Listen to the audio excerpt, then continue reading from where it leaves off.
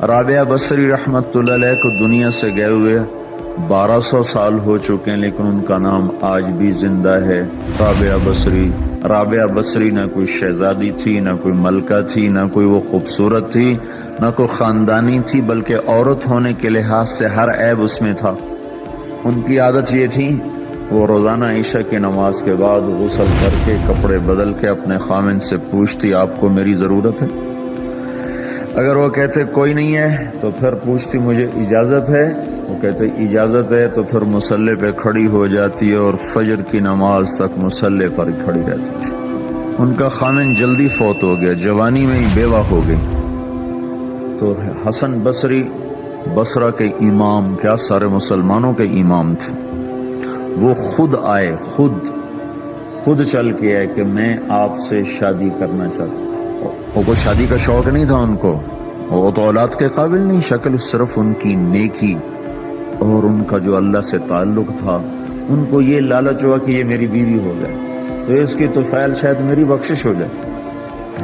تو ان کے پاس آئے، کہنے لگے رابعہ میں آپ سے شادی کرنا چاہتا ہوں، خود پیغام لے کر آئے۔ تو انہوں نے فرمایا میری 4 باتوں کا جواب دے دو تو میں شادی کر لیتا۔ کہنے لگے کیا؟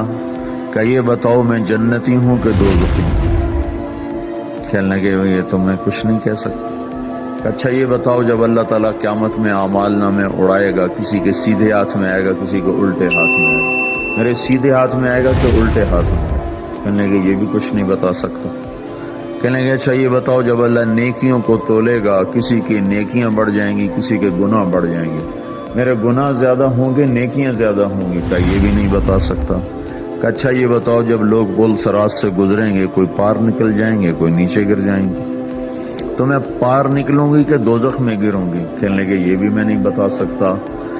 تو پھر فرمایا اچھا جاؤ مجھے تیاری کرنے دو، مجھے ان 4 باتوں کی تیاری کرنی ہے، میرے پاس شادی کے لیے وقت کوئی نہیں ہے۔ جو اللہ سے دوستی لگا لیتے ہیں اللہ دنیا ان کے لیے مسخر کر دیتے، اللہ دنیا ان کے پاؤں میں ڈال دیتے۔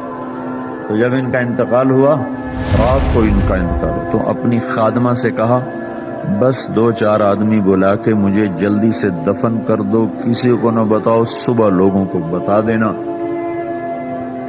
اور مجھے کفن دینا میری اس چادر میں جس میں میں تہجد پڑا کرتی تھی۔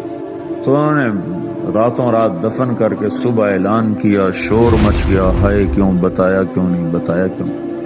تو اگلی رات ان کی خادمہ نے ان کو خواب میں دیکھا، سبز لباس پہنا ہوا، حسن و جمال، سورج چہرے پہ چمک رہا۔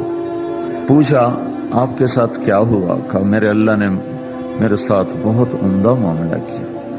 کہا آپ کی وہ چادر کہاں گئی جس میں آپ کو کفن دیا تھا؟ کہا وہ اللہ تعالیٰ نے اتار لی ہے اور مجھے جنت کا جوڑا پہنایا ہے، اور اس چادر کو اللہ نے سنبھال کے رکھا ہے، جب قیامت کے دن میری نیکیوں کو اللہ تولے گا تو اس چادر کو بھی اس میں تولے گا۔ انہوں نے پوچھا منکر نکیر کا کیا ہوا؟ کہا وہ آئے تھے تو انہوں نے مجھ سے کہا من ربکی، تیرا رب کون ہے، تیرا رب کون ہے؟ تو میں نے منکر نکیر سے کہا جس اللہ کو 40 سال نہیں بھلایا اس کو 4 ہاتھ زمین کے نیچے آ کر میں بھول جاؤں گی؟ کہ جس رب کو 40 سال میں نہ بھلا سکی اس کو 4 ہاتھ زمین کے نیچے آ کر میں بھول جاؤں گی؟ تو منکر نکیر نے